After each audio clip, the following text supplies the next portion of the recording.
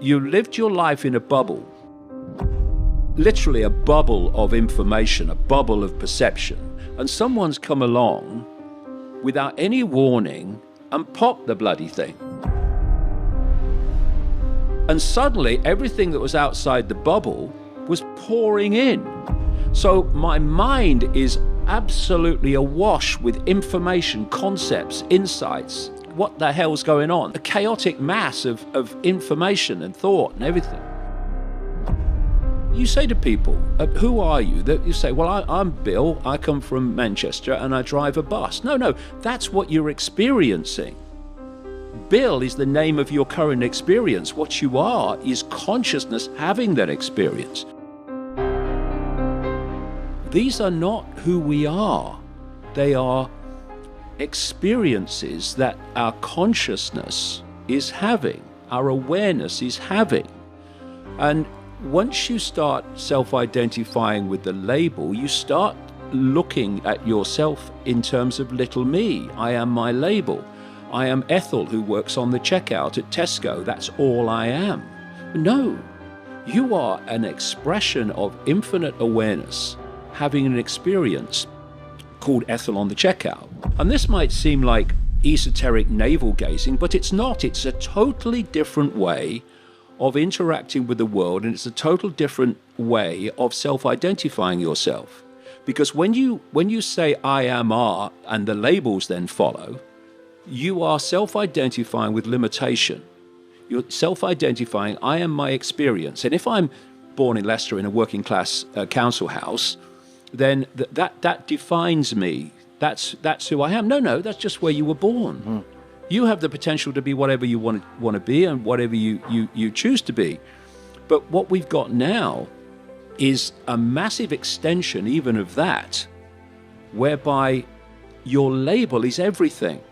Not only are people defining themselves by the labels, the world is increasingly defining them more than ever before by them. And this is where what we call today identity politics comes from, where it's not about what is right or fair or just, which is surely the way to look at anything. It's how does this affect my label? So people are constantly judging the world by how it affects their label, instead of saying, well, hold on a minute, never mind all that. Is it right?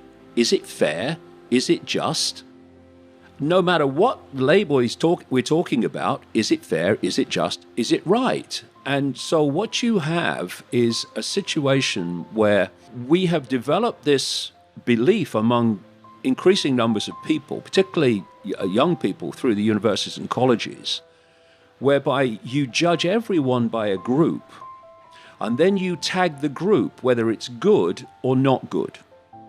So therefore, instead of seeing a world of individuals with individual thoughts, opinions, observations, you judge everyone by a group. All these things are within us, and experience brings them out. And if you don't have experience, often they don't come out. What we've been developing is a population of emotionally weak people who perceive themselves in terms of victims. When you have challenges in life and you meet them, it brings something out of you. If you said to me, who are you? I would say I am awareness. I am a state of being aware. Forget the body, forget everything. In my base form, I am a state of awareness. I am a point of attention within an infinite stream of awareness. And you are a point of attention in the same stream of awareness, and so's everybody else. When people leave the body, they've got no eyes, but they can still see. They've got no brain, but they can still think. It's because they are consciousness, and consciousness has the ability to hear, think, everything. But what the body does, you think of consciousness. Consciousness does not, if you like, vibrate. It's not within the frequency band of this reality we're experiencing. So it's like radio 1, radio 2, radio 3 or 4 are all sharing the same space, but they don't interfere with each other. Why? Because they're not on the same frequency. So consciousness is not in the range of frequency that we are directly experiencing in what we call the physical world.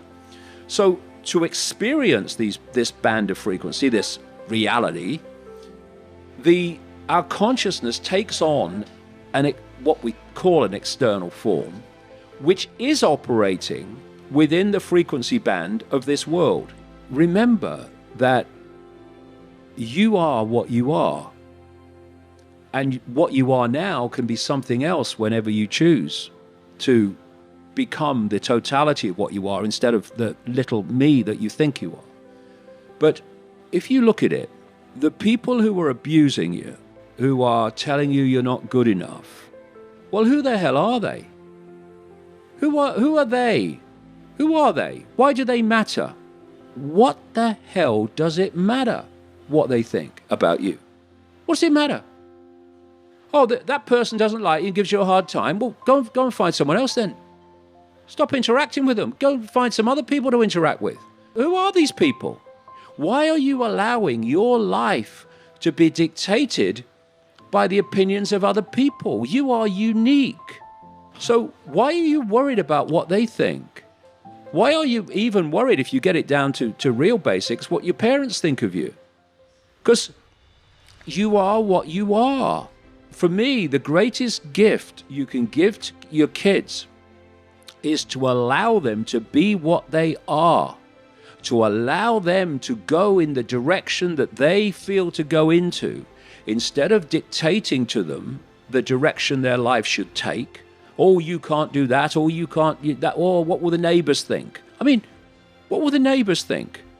Who cares? Let them think what they like. It doesn't matter. And I'll tell you from experience, it really doesn't matter what people say about you, what people do about you, what people think about you, so long as you don't care. Once you care about what other people think about you, they have control of your life. That'll be the frickin' day. We're all individual expressions of the same consciousness, just having different experiences. And we should start supporting each other and seeing us all as one consciousness having different experiences, instead of self-identifying with all these bloody labels. Self-identifying with labels. Stop saying that's who I am. No, that's what you're experiencing. What you are is the awareness, the eternal state of awareness that is having the experience. And if you come from that point of view, the slings and arrows of outrageous fortune and outrageous abuse and Twitter storms are like, and? But if you identify with the labels, it becomes massive, it becomes all-encompassing. The world is controlled and humanity is controlled and controls itself and creates the very ground for which divide and rule is possible, which allows the few to control the many, through its obsession with labels. When you're in a world, a programmed world with such narrow programmed perceptions of reality, if you stray beyond that, you're going to get laughed at, you're going to get ridiculed, you're going to get abused. So what? It doesn't matter. It only matters if you think it matters. If you have a population that is living a reality which actually doesn't exist, but they experience it as if it does, you've already put them in a cul-de-sac of perception. And that's where you want them. If the few are going to control the many, you can't have an enlightened population. You've got to have an ignorant population that believes in things that aren't real. We are seeing now, daily, freedom of speech and censorship being increased and increased and increased towards that desired outcome of deleting all information that the authorities don't want people to see. Freedom of speech is freedom of speech, the freedom to speak. It's not freedom to speak what is acceptable, it's the freedom to speak. And once anyone is censored, freedom of speech is dead, because what's left is only what is acceptable to speak, and that's not freedom of speech. And then what they've done, and what they're doing all the time, is squeezing that acceptability, so freedom of speech gets narrower and narrower until it disappears altogether. And so what we have is a situation where if people are allowed to say and communicate whatever they want, that is a situation where no authority in any form has the power to decide what people see and hear.